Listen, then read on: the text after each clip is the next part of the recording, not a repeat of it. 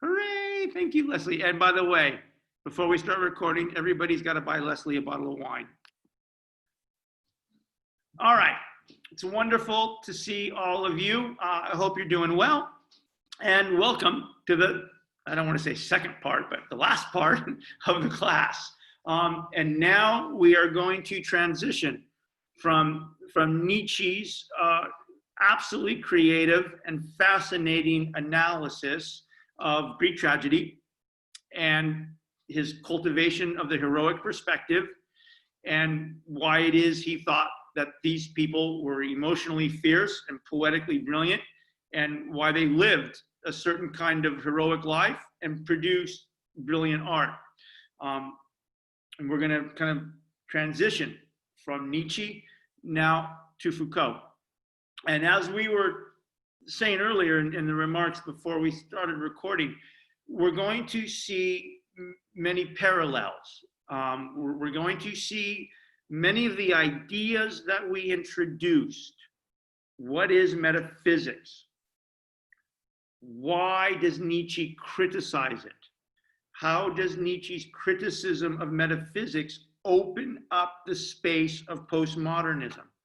What is postmodernism?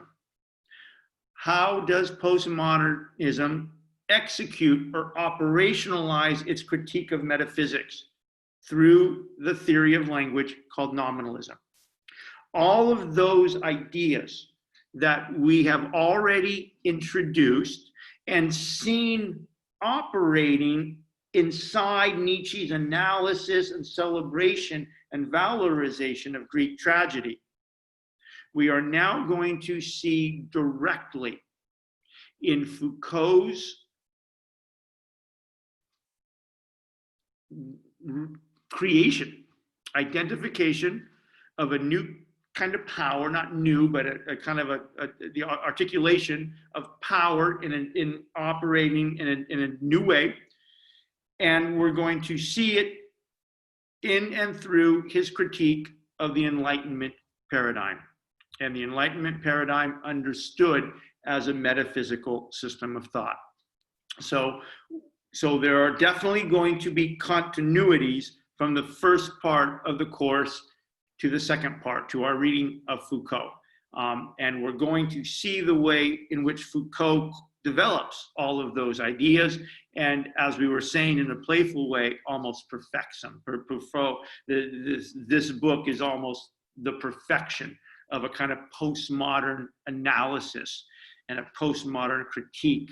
And a critique of what? The Enlightenment. The Enlightenment understood as a metaphysical paradigm, right? So this is what we're going to be doing. So many of the ideas and themes and dynamics that we've been talking about inside the heroic perspective, right? How they understood reality in and of itself. It has no inherent meaning or purpose, right? How they understood meaning, a human invention and an assertion of power. It's not grounded in anything, so it's wildly contingent and agonistic, right? All of those themes we are going to see fully develop and operationalized in Foucault's critique of the Enlightenment as a metaphysical system of thought, okay? So a lot of the themes we've been talking about, what is metaphysics? What's Nietzsche's critique? What's the heroic perspective? What's postmodernism? What's nominalism? All of these themes we're now going to see fully operational and integrated into a kind of comprehensive postmodern analysis, okay? So that first part of the course was really important. It was critical in many ways, not just to understanding Nietzsche's analysis of Greek tragedy, right, and the celebration of Greek tragedy, but more importantly, so we can now read Foucault. All of that was necessary in order to help us begin to read Foucault, because Foucault is basically a Nietzschean. Foucault is a postmodern. He is heavily dependent on Nietzsche in many ways. And in fact, he is completely, in critical ways, important, dependent on Nietzsche. And in some ways, he moves beyond Nietzsche. He perfects Nietzsche in a way. He elevates Nietzsche's thought. He takes it somewhere new and ultimately more profound. All right, and we're going to see all that as we're moving deeper into Foucault and what he's talking about. We will see these Nietzschean influences, all right, and we'll see how Foucault is operationalizing them. All right, so first of all, what I just want to say is just want to say a few words about Foucault, just by way of an introduction, right?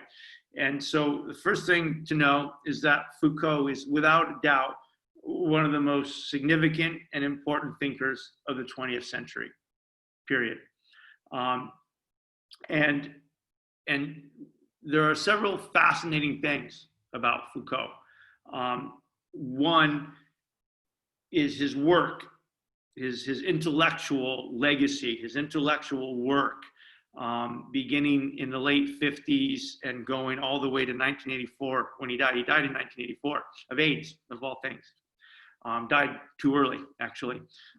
But his entire intellectual legacy spans multiple academic disciplines, right? Foucault's work is philosophy, it's psychoanalysis, it's political science, it's literary theory, it's behavioral design, and as Brian was saying, what's the word you used earlier, Brian?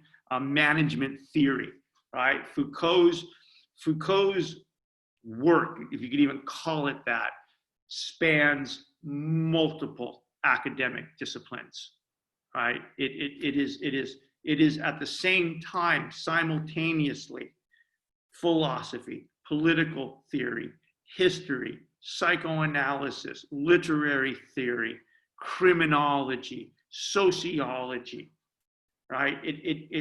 His thinking moves over and across and through multiple academic traditions simultaneously. And in fact, that's not an accident. The fact that Foucault's thinking and his books and the subjects of his books and the way he writes about the subjects of the books, the fact that his intellectual activity moves across multiple academic disciplines simultaneously is in fact purposeful. In fact, it's a kind of emblem of postmodernism. Foucault's thinking, the first kind of thing Foucault's thinking does in a big sense is kind of to disturb the kind of hard and rigid boundaries between the academic disciplines that have emerged in the Enlightenment, right? Foucault's thinking dismantles, disturbs, deconstructs the kind of rigidity, the hierarchical, the structural, the Apollonian rigidity of academic disciplines, right? If you were to ask somebody, well, who is Michel Foucault, and he was a professor. Oh, he's a professor of what? And if someone said, oh, he's a professor of philosophy, or someone just said he's a professor of literary theory, or political theory, right? They'd be wrong, right? Foucault consciously dismantled, disturbed, deconstructed the boundaries that have been erected and have emerged in academic disciplines, especially academic disciplines as we practice them now in the Enlightenment, in our own university, and our own compartmentalization and organization and rigidity between the academic disciplines. Foucault's thinking wipes it all out. Or I should say his thinking moves across and through the boundaries seamlessly. And that's one of the powers of Foucault, right? He is without question one of the most important thinkers of the 20th century. And one of the fascinating things about him is that his thinking and his books span the fields of philosophy, psychoanalysis, history, literary theory, political science, you name it, right? And in fact, this book is a fascinating example of that, right? If you were to just pick up this book and you knew nothing about Nietzsche, you knew nothing about Foucault, you knew nothing about postmodernism, if you were just to pick up this book, you'd kind of read it, and if someone asked you what it was about, you'd say, well, it's kind of a history book about punishment, about the historical development and progress of punishment from the time when we used to brutally torture people and execute them as a kind of punishment to now how we incarcerate people at the LA County Jail. It's kind of a history book about punishment, which on the one hand it is. That's Foucault's going to tell you a story about the history of punishment and discipline. So you'd say, well, is Foucault a historian? Right? It's a history. This is a history book. Okay. But it's also about punishment. So is he a sociologist? Is he a criminologist?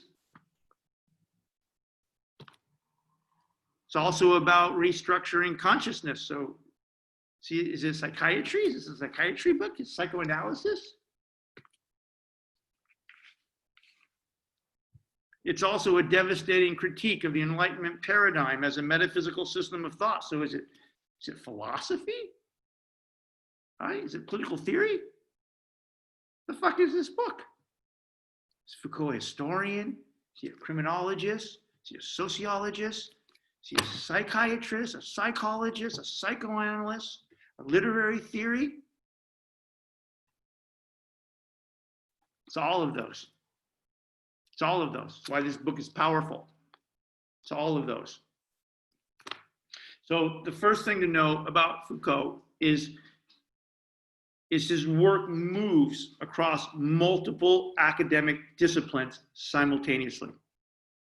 And in moving across and through them simultaneously, he not only elevates thinking, but equally as important, he helps us break down the barriers, the rigid barriers between the academic disciplines. Break them down so we can think differently and so we can do different things. And we'll see it as we go through the book. Now, in addition to the fact that Foucault's work deconstructs academic disciplines, Foucault is also famous or infamous, depending on your philosophical bent. Foucault is also infamous or famous because he cultivates a unique or poetic or creative way of defining what power is and how it's operating. Okay, so of the many things Foucault has done, one of the most important, one for which he's either famous or infamous, greatly derided or greatly celebrated, famous or infamous, is for a kind of new way of defining what power is and how it's operating. And again, I'm already being very careful in the selection of words, right? And we'll get more into this as we get deeper into this. But so Foucault is most famous in many ways for an articulation, a redefinition, a recreation, a reimagination of, of kind of what power is and how it's operating, right?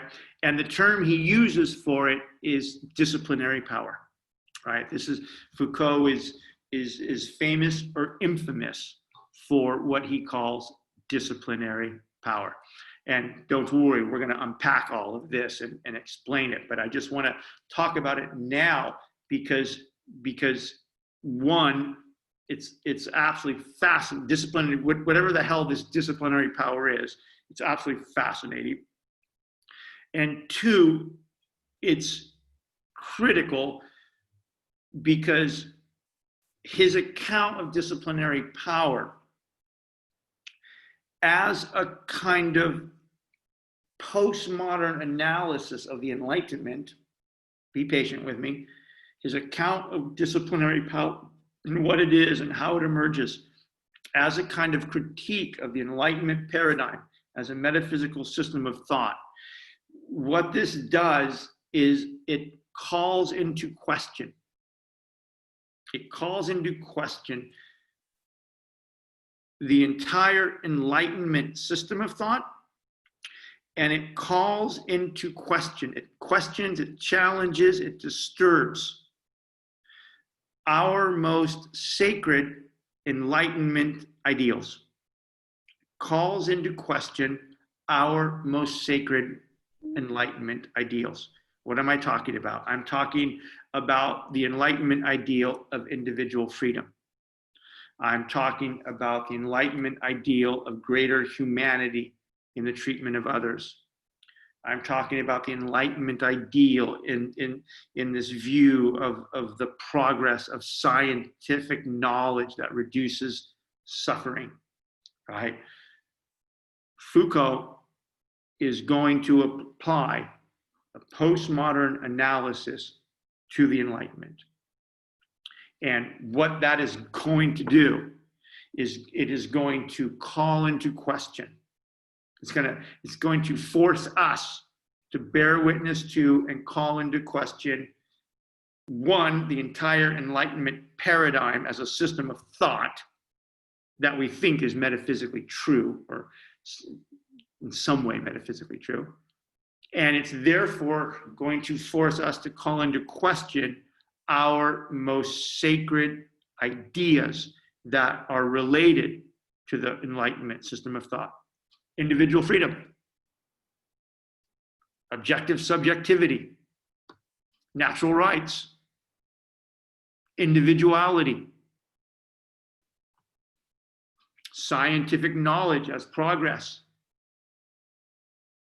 liberal democracies as progressive social, economic, and political experiments. Knowledge, who we think we are and what we're doing. Foucault, in and through this book, is going to force us to bear witness to the possibility that none of those things are what we think they are.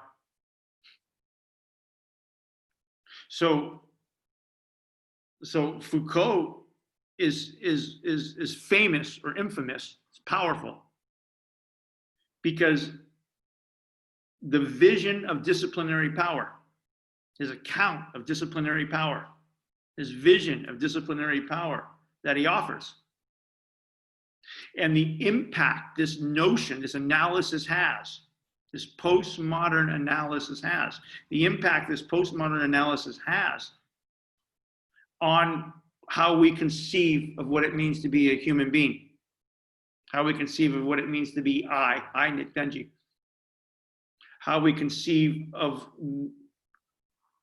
what we think is happening in the liberal social space, what we think is happening in the liberal democratic political space. The analysis that Foucault brings to what we think reality is and who we think we are is devastating because it deconstructs it completely. So Foucault's notion of disciplinary power, his postmodern analysis of the Enlightenment, calls into question the Enlightenment ideals to say we cherish is too light. The Enlightenment ideals that we believe to be true and good for us. Foucault deconstructs the entire construct of the Enlightenment, its core ideas, and especially the fact that we think the core ideas of the Enlightenment are true, and by virtue of being true, good for us. Foucault dismantles that whole project. As such, and this is what you get in this book, Foucault calls into question the entire idea that history is characterized by this linear progress towards ever greater reason and human freedom. And Foucault calls into question, he deconstructs the very idea that we are slowly but somehow effectively moving from barbarism and cruelty and ignorance to truth and to a place of humanity and to a kind of progressive justice. Foucault tells a different story about who we are to us. Foucault tells a different story to us about who we are. So Foucault does to the Enlightenment what Nietzsche did to Plato in Christianity. Right? Foucault does to the Enlightenment. Foucault does to us what Nietzsche did to Platonic philosophy and Christian theology. He forces us to bear witness to the story we tell about ourselves, about our politics and our society and our identities and our knowledges. And the story he reveals, the story he tells and the story he reveals is fundamentally different than the story you are telling yourselves right now about who the hell you are, what your mind is, how the ideas in your mind got there, why the ideas in your mind that got there have the value they do, and by extension, what the hell you're doing and the social and political space you are operating. Foucault is going to deconstruct that entire story and replace it with something else. Or at least, perhaps replacing it with something else is too strong. At least invite you to look at the story that we tell ourselves from a different perspective. What happens if we look at the story we tell ourselves, the Enlightenment story that we tell ourselves about who we are, what knowledge is, and what reality is? What if we look at that story from a different point of view, from a different gaze, from a different perspective? And that's what Foucault is doing. That's what we're going to see in the book. And by the way, it is a quintessentially postmodern exercise, right? Foucault is going to do to the Enlightenment. Foucault is going to do to the story we tell about ourselves and our knowledge and our politics. He's going to do to that what Judith Butler, again, it does for gender studies, or what Derrida did for language, right? So what we're going to see is a quintessential postmodern analysis, right? And it's part of a broader field of a kind of postmodern analytic that you find in writers like Foucault or Judith Butler or Derrida or Lyotard, right? Critical theory, critical race theory, critical language theory, right? Foucault is going to kind of mobilize and do in a really elevated and powerful way one example of that, okay? And so So that's where we are. And as I said earlier, he's going to develop and in some ways perfect Nietzsche's critique of metaphysics. And he's going to develop and in some ways perfect Nietzsche's postmodernism. All right, and so in Foucault, we are going to see a fully developed Nietzschean postmodernism. Okay, and not just Nietzschean, but even elevated. Foucault, in some ways, contributes to Nietzsche, takes Nietzsche another step further. And as I said, Foucault will do to the Enlightenment what Nietzsche did to Platonic philosophy and New Testament Christianity. All right, so what I want to do now, still by way of introduction, okay, I want to continue on the outline and start to describe and define and explain what we mean by the Enlightenment paradigm so we can understand what Foucault is going to do to it. Okay? All right? And before we do that, it's just important to remember Foucault is a Nietzschean, he's a postmodernist, and he's committed to a nominalist theory of language. All right, so again, get those notes out, keep them around you, and just keep that in your mind. Okay, Foucault is postmodern. He's a Nietzschean, right? He is, and by virtue of being a postmodern, he's going to be very suspicious, right, about the existence of what? An objective truth, right? Whether that's understood in a philosophical sense, like Plato and Kant, or whether that's understood in a religious sense, in monotheistic metaphysical religion like Christianity or Islam. And he's going to be very suspicious, of a kind of objective truth as it's conveyed through Enlightenment, normative, and behavioral and physical sciences. Us, right? So that's where Foucault begins. Foucault is a postmodernist. He is suspicious of the existence of some kind of objective truth, and especially suspicious of a kind of objective truth that has a moral orientation, that in some way makes a moral argument, like Plato does, like Christianity does, and even in its nuanced sense, under the name of health, what the Enlightenment science does. Okay, so he's very suspicious about that. And like Nietzsche, like all postmoderns, he's not just suspicious about the existence of the objective truth, but more importantly, now we're really going to see this part of postmodernism play out. But more importantly, Foucault is obsessed with asking the question, with raising the question of what are the consequences to how we understand our mind, how we understand who we are, how we carry and express the body,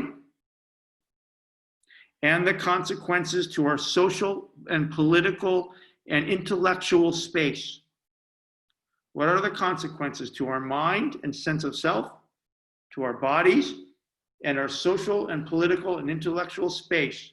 What are the consequences to each of those things that result from our belief in an objective truth and a commitment to its principles? That's Foucault's project. He is suspicious of the existence of some kind of objective truth. And equally, if not more importantly for our purposes, he's obsessed with asking the question, forcing us to ask the question to us, forcing us to bear witness to the analysis. He is obsessed with the question. What are the consequences? What are the effects? What are the consequences or what are the effects to our minds, to how we conceive of our mind, how we carry our bodies, how we carry our sexuality, how we carry our material and physicality, and what are the consequences to the social and intellectual and political space that derive, that flow from our belief in an objective truth and our commitment to its normative and moral practices. Now, if you wanted to think of that whole project from a different point of view, it's you. It's you. He's talking to you. He's talking to us. He's talking to me and you. Because you and I, in one way or another, are the heirs. We're the heirs, and we're living in. We're living in. We are influenced. We are living in an intellectual paradigm called the Enlightenment. Say more about that later. Don't worry about that. But he's talking to us. He's talking to us. When Foucault says, what are the consequences to our minds and our bodies and our politics and our intellectual space? What are the effects? What are the consequences? Are they positive? Are they negative? Are they doing what they're supposed to be doing? What are the effects or the consequences to our minds and our bodies and our political and intellectual space that derive from, one, our belief that there's objective truth out there, and our commitment to its normative and moral practices? When he raises that question, it's not an abstract academic question. He's talking to you and he's talking to me. Literally. Because you and I are the heirs of an intellectual paradigm called the Enlightenment. And in one way or another, in some ways more strong, in some ways less strong, you and I are the heirs of, and the participants in, a kind of philosophical and scientific and political space where we are committed to some loose idea of an objective truth that we think is true, and we are committed to its normative and moral practices because we're in universities acquiring political science knowledge, right? And we're going to take that knowledge and we're going to be committed to its moral and normative practices. We're going to take that knowledge, we're going to go out and try to do things, we're going to fix things. So you and I are the heirs of an intellectual system, an intellectual paradigm called the Enlightenment. And as the heirs of that, we are people who are in one way or another committed to some objective truth. And committed to the idea that truth is good, it's out there, and that it's good for us. And not just good for us, but good for the community. That's who we are in a kind of abstract, broad way. It's us. When Foucault deconstructs that, he's talking to you and me. This is not some abstract intellectual adventure.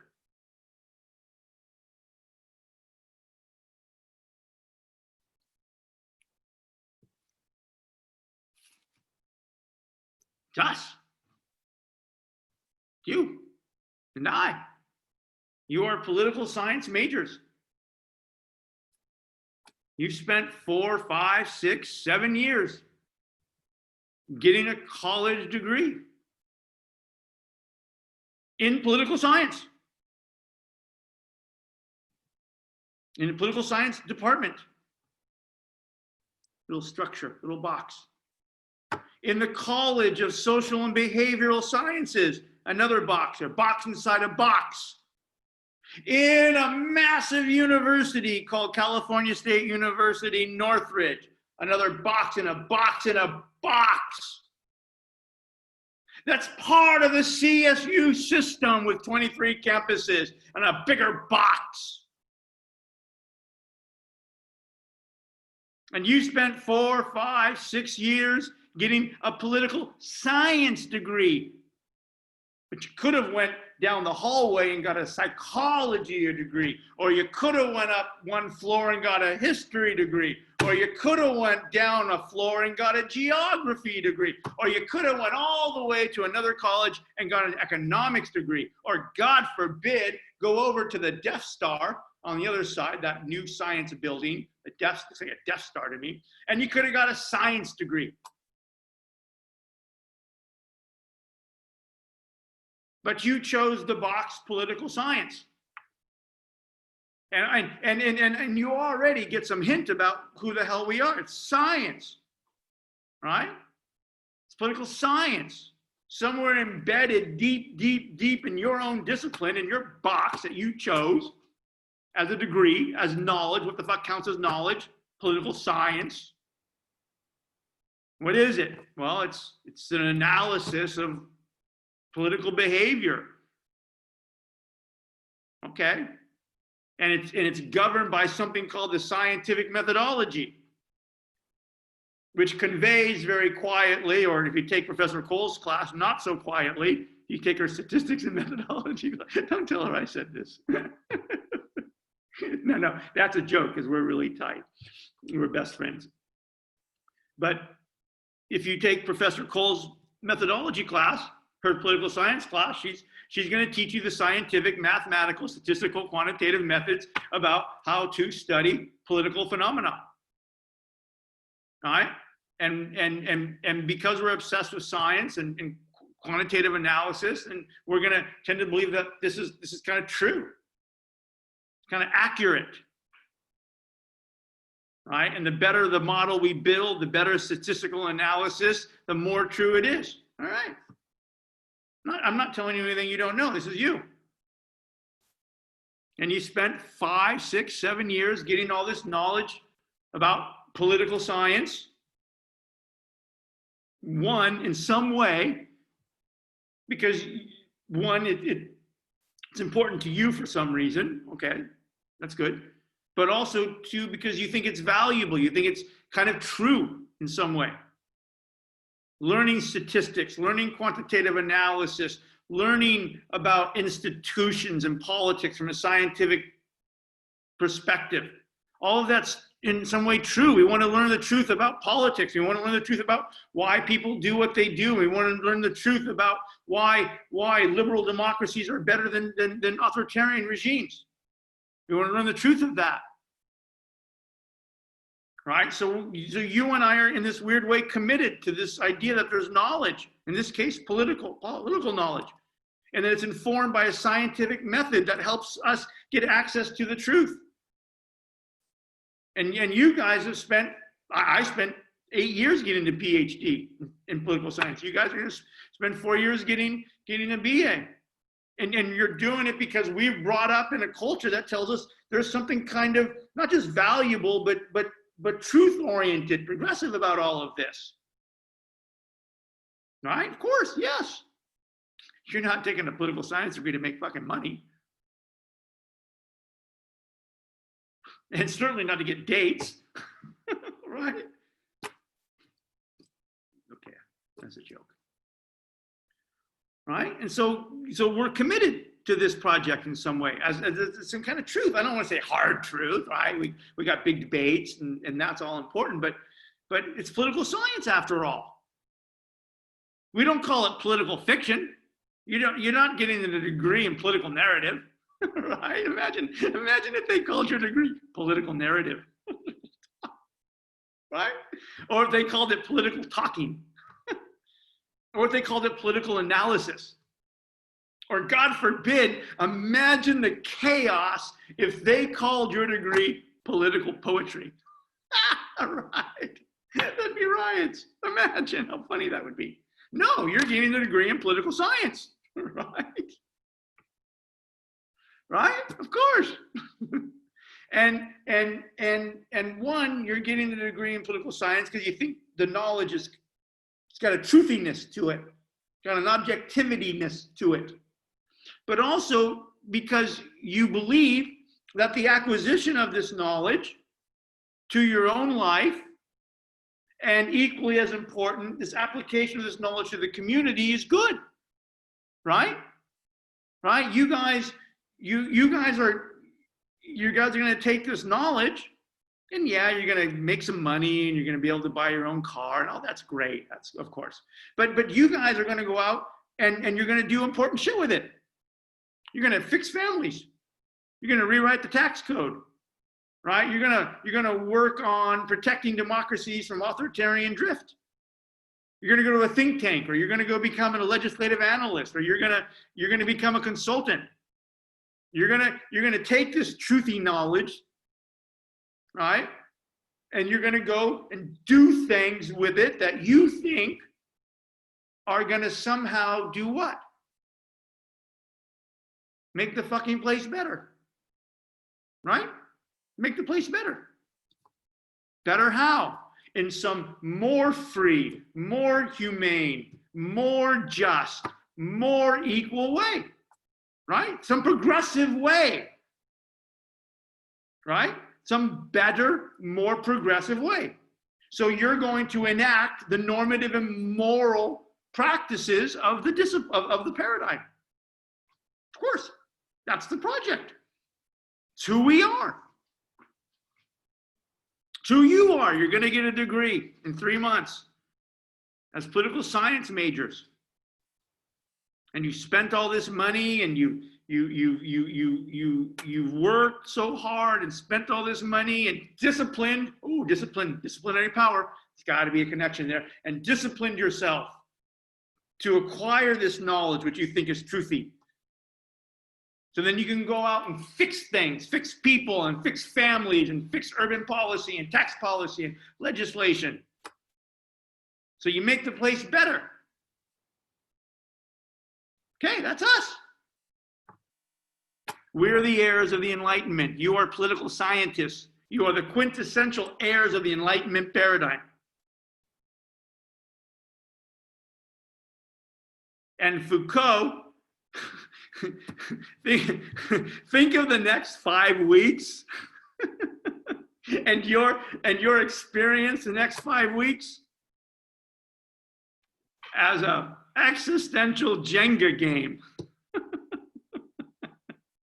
except you're not really playing, you're all the wooden blocks that Foucault's going to pull out here, and then pull out there, and then pull out over here to see how long you can pull out the fucking blocks of your Jenga consciousness and your Jenga body and your Jenga sexuality and your Jenga normality and the Jenga politics. How long? If we just keep pulling little analytical blocks here and then there, how long until the whole damn thing does what?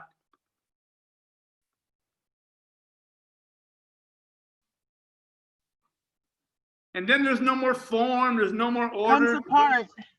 What's that? Comes apart. It comes apart. Oh. And it comes into a mess. There's just a mess. There's no more form, there's no more order, there's just a mess. There's chaos, there's nothingness, there's the abyss.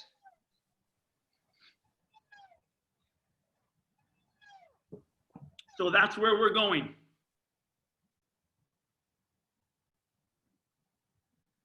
And let's stop here. It's a good place to stop. Let's stop here. And then on Tuesday, I will start talking formally about how we're going to understand the Enlightenment. What is it? When I say the Enlightenment paradigm, what am I talking about? And when I say the cherished values of the Enlightenment paradigm, what am I talking about? Okay? So on Tuesday, we'll start that so we know what Foucault is, I guess, analyzing or critiquing. All right? Sounds good. So we good, you guys? Yep. Good. Love you guys so much. And I'm going to get working on the midterms as soon as I can. And definitely get this outline, because we're going to start working on it. And again, not just so you know where we are in the lectures, but here are the resources. Okay, there's information here. Part 1, Chapter 1, Foucault. All right, fabulous people. Thank you, Nick. Yep, good to see you, Thank Brian. you. See you later. Glad you guys are well. We'll see you Tuesday. Thank Good to see you. you. Thank you. Bye.